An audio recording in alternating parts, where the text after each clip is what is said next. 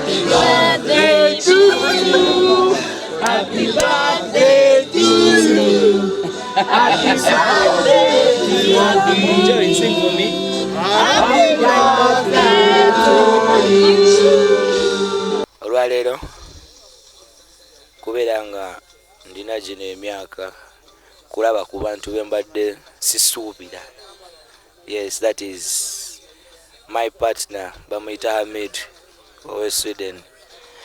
Mbadde sikisuubira nti man like yakutte ennyonyi najja wano because of this day, because omusajja gw'olaba yandaba nga nina emyaka 16. Is the very first man okukkiriza mu kirooto kyange eky'okuyimba. Okitegeera ate nga twali tubyogerangako okuva dda maana nga ngamba man lucha lumu nga naawe oli myaka bweziti, and today is here. Emyaka gy'owezezza olwaleero kiki weebaliza Katonda? Bulamu nakuwangula kubanga bingi nnyo ebitugezesa. Naye kuweza emyaka 3 nali muto nga ndoota how will I be at 30, because that's when I know a man like kati omuntu akuze. Okitegeera otandise okuva mu bavubuka kati olimu kusajja wala. So ndi musanyufu nnyo era ne leero mbadde nkigamba mukyala wange amugamba nti ndi musanyufu nnyo okubeera nga nina emyaka 3 kubanga at 30 nali kuva mu buto nali neebuuza will I be that man that I always wanted to be, or will I be quarter of the journey or half or even some percentage. Ekatumani kyendi nkirabako Katonda mulungi. Abantu bangi bakwemulugunyako ng'ovudde